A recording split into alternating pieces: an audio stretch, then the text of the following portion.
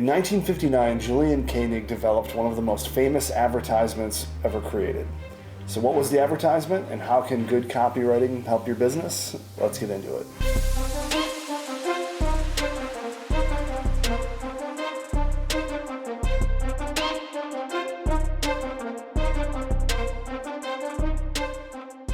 All right, well, welcome back to another episode of Theory of Why. My name is Rob Johnson. I want to let you know that this episode is sponsored by our friends over at KeyBank. More on them later in the episode. So what was this advertisement that Julian Koenig came up with in 1959? So we're going to put it on the screen here if you're watching the video, but there was an ad for Volkswagen, and it was Think Small. And the purpose of this ad was to be very transparent with the size of the Volkswagen vehicle. And they had the Volkswagen Beetle, and the ad was a full-page ad in a magazine. And the Beetle was probably 1/32 of the ad. It was very small, and in big letters they just wrote "Think Small," as you can see on the screen. And why it was so popular was because it was so unique. It was different. It was very on the nose. It was them letting people know that, hey, we absolutely have a small vehicle, and that's okay. They did something that was a great strategy for taking the wind out of their competition's sails, because they were telling all of the things that people perceived to be wrong with the vehicle about themselves in the ad that they had written. If you've ever seen the movie 8 Mile, it's very similar to at the end when Eminem is in this battle rap with this guy, and he's talking about all of the things that his competitor is about to say about him. He's saying, he's white, lives with his mom, he lives in a trailer park. He's talking about all of these things that the battle rap guy would use as ammo against him, but he put it in his own rap first. That way that guy had nothing else to say. And that's exactly what Volkswagen did here with this ad for the Beetle in 1959. Now, what I want to talk about today is a few other ads that I think have been extremely popular, whether it's been based on nostalgia, it's very creative in calling out a known issue, or it was just a global phenomenon that caught fire. So Volkswagen developed another campaign shortly on the heels of this in the 60s, and it dealt with their vehicles not being reliable. And the ad, again, full-page ad, it had a picture of the Beetle, and the advertisement had one word in large letters that said lemon. And it went on to talk about the reliability of the vehicles and how Volkswagen is making changes. And again, it was a very on-the-nose advertising point that drew a lot of attention because they were being self-critical. Now, I encourage business owners to use this line a lot, because when you're self-critical of your business, when you're transparent about your operations, it gives people more of an understanding of who you are as a company and that you are honest, ethical, you operate with integrity. And a lot of businesses need that more. Rather than trying to hide and pretend and pretending like everything is great on social media, it's okay to talk about your losses, because not only does it endear yourself to the customers that you have, but it also sets an example for other entrepreneurs to see that that's a viable business model. And that's really important. So when you look at Volkswagen and their example of talking about the problems that they had with their vehicle, it's a really interesting dynamic to pull into your business, to pull back the curtain and say, hey, here's how we've made some mistakes, here's how we're growing, here's what we're learning. And that's a really powerful tool. Second, this campaign goes back to the late 40s, and it's something that has been talked about for the last 70 years. And it's from De Beers, and the advertising slogan was "Diamonds are forever." And this has been a time over time used phrase to talk about the security of diamonds, the longevity of diamonds, how unbreakable they are, even though you can chip them and break them. But it resonated because it's very simple, it's short, and it also plays on a little bit of nostalgia. When you think about diamonds that are in the family, passed down, it gives a sense of warmth, and they've done a really good job at pushing a ton of feelings and emotion into just 3 words, and that's why I think it's had the staying power that it's had. It's been used, in the 21st century as a major campaign as well. So it goes to show you, if you have a really short, simple phrase that resonates with people, and we're going to get into more of these as we go through the list, it can really hit home. And this kind of goes into the branding of a business. So if you have a company and you're thinking about how can you stand out, how can you be different, having these taglines, these phrases, these short sentences that encapsulate your business and represents it really well can really be a distinguishing factor for your company. If you're in the position of, you don't have a mission, you don't have a vision, you don't have an idea of, what your company stands for, it can be very difficult to distinguish yourself from the competition in the marketplace. And some of these taglines and slogans, while you might think they're cheesy or they're not important, they bring a lot of value to companies because it's what sets them apart and gives them another identifier other than their name and logo. Next one I want to talk about is Apple, and this one came about in the 80s, and it was their Think Differently campaign. On a recent episode, we talked about their 1984 commercial, and one thing that I really loved about that commercial was it had nothing to do with the Macintosh at all. It was set in a dystopian universe. It was, people were being liberated from a George Orwellian type government, and it resonated because it got people having a conversation about the company, even though it didn't translate to sales, largely due to the flaws inside of the Macintosh. If you had a great product paired with an ad like that, you would have easily sold the 1 million units that they estimated that they would have sold. But on the heels of that, they did this Think Differently campaign, and the idea was they highlighted all of these past thinkers and Newton, Einstein. They did a lot with how these innovators and fathers of thought changed the world, changed whatever part that they were in, whether it was science or health. They looked at how did these people think differently and how did they change the world? And then Apple tied that to their marketing products. So when they had their computer, this is largely for the iMac, they had this campaign that was, you need to think differently. And the subtle message there was you need to think about Apple as being your main computer, not IBM, not Windows, not anything that came before it, but you need to consider being different, thinking outside the box, and that means thinking about using Apple. So there was a double meaning there, but they still use this Think Differently campaign in small doses when they roll out new products, and it's always been one that's resonated with me because it has nothing, again, to do with an exact product. It's not pointing towards a particular product. It's more of a lifestyle choice, being different, not going with the grain, not going with everything that everyone is doing, but truly being different. Now that Apple's going real hard, a lot of people are understanding it and seeing it. I wonder if it would be a good idea for like another company to come back, like Android or whatever, and Think Differently again. Yeah, yeah, and I would think that Samsung would be a viable company to do that because they go back and forth with Apple all the time on their campaigns. Whenever I go and speak on like Google Ads and explain how competition works in advertising, I use their iPhone 7 ad that Samsung used to hit back. I'll have Julia put it on the screen, but basically it was like someone would search the iPhone 7 and it's like, no, we think you meant the S7. So like they're intercepting traffic from Apple. And there was a big lawsuit about it as well because Apple's like, you can't use our product name as a keyword, and the court ruled that you could. So as long as you didn't use the product name in the copy, you can totally target a competition. Wow. even if it's trademarked. It can be a keyword. It just can't be in the copy of the ad, which was pretty unique. So the next one, I think this is great. It's very clever. So in 2018 there was a chicken shortage, and KFC was really feeling the effects of this. So they released a ad. It was almost like a magazine ad splash page, but it also was digitized as well. And they rearranged the letters of KFC to FCK.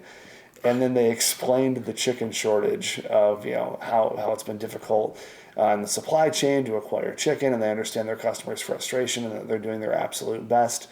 But it was to me a really clever example of a company using copywriting and advertising to explain a problem and also add some lightheartedness to it.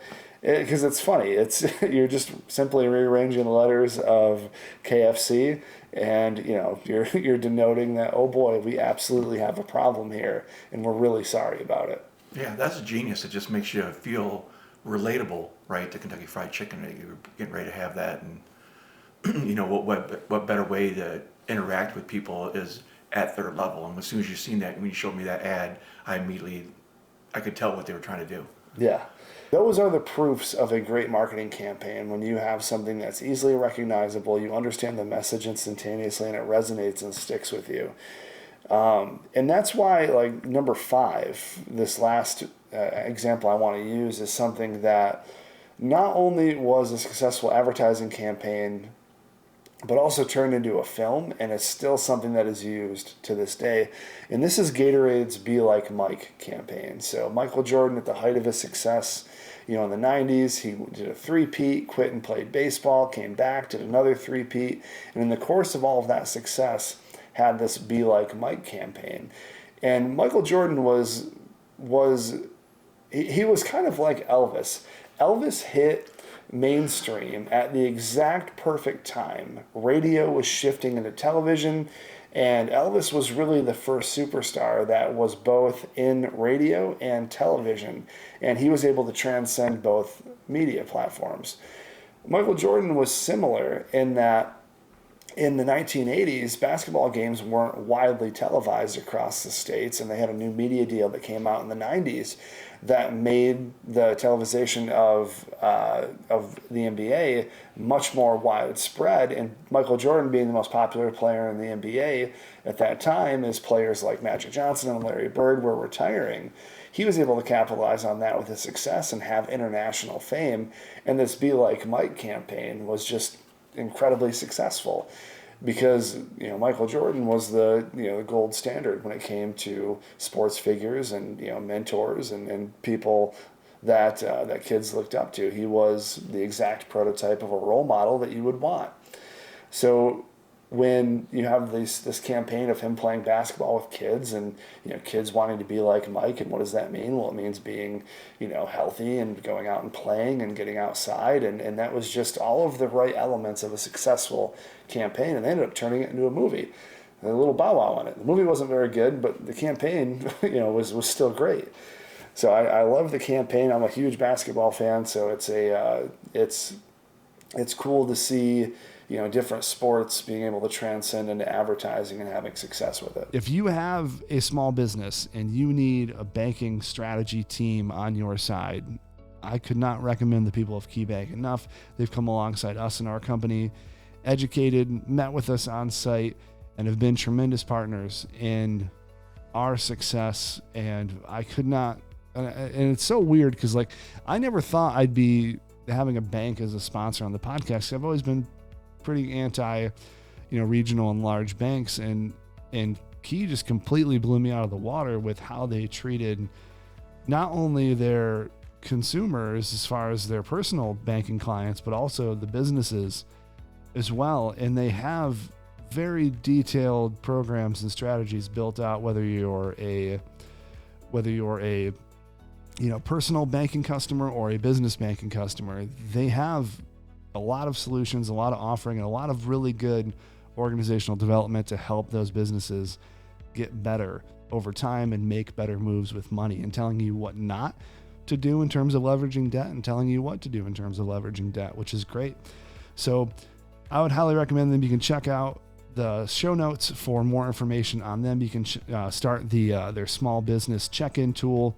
They'll help you get in touch with an advisor. So check them out. Highly recommend them. Key.com for more. So when your business looks to start advertising, writing copy, writing captions for Instagram, pushing out ads, whether they're paid or organic, or they might be in a magazine, they might have a different medium, you need to think about, when someone reads this for the first time, what emotion are they going to feel? And then also, what emotion do you want them to feel? Because to me, when I think about meaningful advertising, there's 5 key emotions that I want people to feel. Number 1 is I want them to feel happy. I want them to feel like whatever this product is going to be, or whatever this product is, it's going to be something that makes them happy. You can't accomplish all 5 of these emotions in one ad. So it's important to pick how you want someone to feel. So an example of someone feeling happy, and the examples that we have, is Apple's Think Differently campaign. This product is going to make you feel a certain way. It's going to make you think differently, and that can bring about a certain level of happiness. Now, happiness is a fleeting moment, and the second thing that an ad can have you feel, or a certain emotion that it can bring about, is joy. The difference between happiness and joy is happiness is a short-term, one-stop emotion that needs to be replaced. Joy is long-standing. It's something that is always there. That particular thing always brings you joy. And when I think about ads that have long-term joy, it can be something that's funny, something that's comical. We've talked about Dr. Squatch before. There's a comedic element to that is timeless. And to me, those ads are the ones that, like, when I give examples or show people things, those are the ones that I bring up because they bring a ton of joy because of how funny they are, how different they are, and how memorable they are. So the third emotion that I think is probably the most powerful one, but needs to be balanced really well, is nostalgia. Now, nostalgia is something that you call back to. It's something that's it's a feeling of old. It's something that you felt in the past, and this ad is calling it back.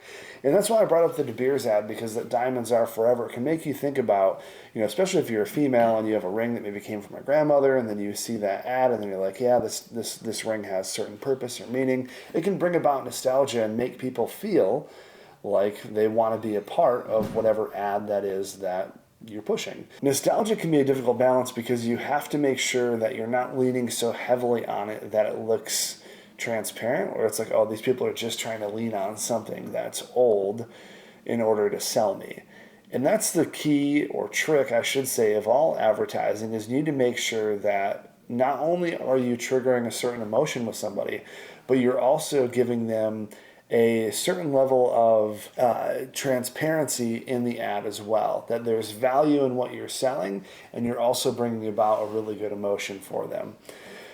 Another emotion that you can make someone feel is motivated. So are you making them feel like they want to go out and do something, make a change, be different? I follow Jocko Willink. He wrote the book Extreme Ownership, which I've talked about several times on this show. He has a ton of lifestyle products, and he uses motivational advertising in order to get people to purchase them. And I think that is why his campaign has been so successful, is because he triggers something in people that makes them want to get out there and do something and be different. And another example from what we talked about today is a motivational example, is the Be Like Mike campaign. It's encouraging people to go out there, have an athletic lifestyle, and try and mirror someone that has had a tremendous amount of success. And while that's never going to be achievable for all people, it's something that you can model yourself after, even if you're not perfect at it. Lastly, this is my personal favorite type of advertising because I like shock when I write copy or write ads. And this is a stop and think. It's causing people to press pause and think about what they're looking at. Because in that moment, you have their attention. If you can get them to stop their scroll on their mobile phone or their computer, and you can get them to look at what you're calling attention to, you have them. And if you can keep the copy rolling and deliver them to the call to action and get them to click through and follow, then you've found some success. And this stop and think has been really successful. And this is why I brought up the KFC advertisement, because that is a stop and think ad. It's like, wow, that's different. Why are the KFC letters, rearranged? Oh, I'm reading this now. Oh, now I see why they have a chicken shortage. Oh, now I see, that they actually care and are noting a problem in their company. That might make me want to go to KFC more. I don't know. But it's something that will not deter people from that particular brand. If anything, it'll add more patrons to it. So stop and think advertising is one of my personal favorites because you can get a lot more creative, you can get a lot more clever. And this is one that pairs well with the other 4 emotions. I had mentioned that you can't use all 5 of these in an ad, but you can certainly pair them together. You can have nostalgia and joy. You can have a motivated ad that makes people happy. You can have a stop and think ad that also brings about happiness. So you can have a lot of these paired well together. Odds are you're not going to be able to hit all 5 in an ad. That would be some pretty long copy.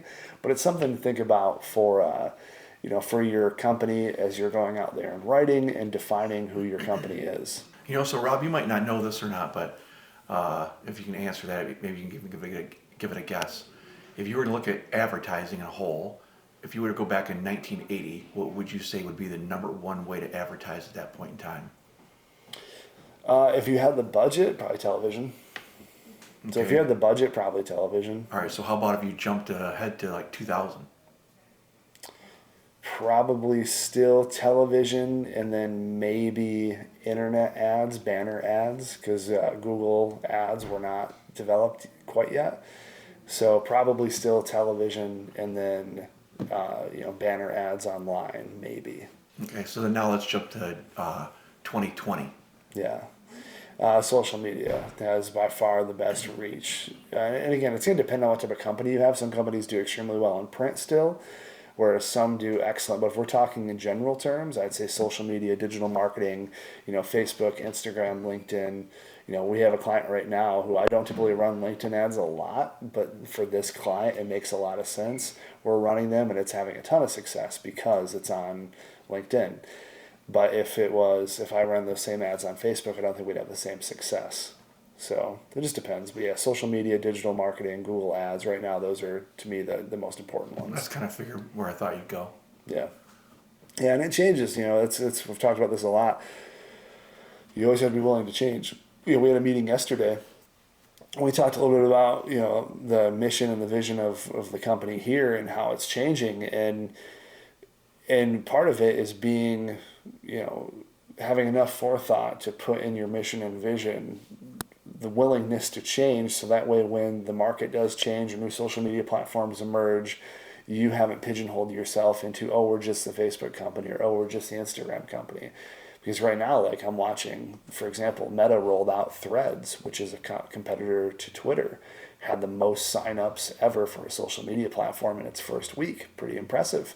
So we're taking a look at that and seeing, is there a mechanism here, or is this going to be just a flash in the pan?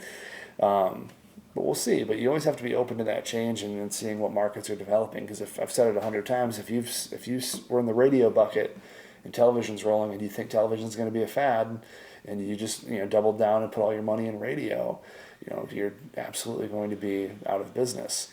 And a lot of people just didn't jump on these trends. And companies that lived and died off of advertising and stuck in TV or local access television didn't want to move over to social media. They had a really hard time. So if your business is dependent on advertising, you need to look at all the options that are available and make sure you're placing things in the right spot. Yeah. And one thing I wanted to say too is, you also might have the luck of advertising just by having a quick thought that comes to my mind is like Toby Keith and Red Solo Cup. Yeah. Right? Look what that must have done for, now you've seen tiny little solo cups, Big ones, solo cups, yeah. the whole thing Yeah. just by someone mentioning it in a song or and doing that, and how, the impact that would have on that. I bet you every advertising company is hoping that someone would bring them in a good way to that. So Yeah, absolutely. I'm sure Bud Light's wishing for that right now. It's a that's another show we're going to be doing up here soon, is talking about the rise and fall of Anheuser-Busch #1 brand Bud Light, and looking at that and doing a market study on what things triggered such a steep decline. But yeah, advertising matters. Like how you position yourself as a company and how people see your brand and your image absolutely matters. And the larger you get as a company, the more it matters. But it's really important to get it right when you're small, because then it's easy to grow in that brand. You don't have to do a bunch of reverse engineering and backlog work and figuring out exactly who you are as a company. So all right, well, that's going to wrap up this week's episode of Theory of Why. I appreciate all of you watching, and we'll catch you on next week's show. Thanks so much.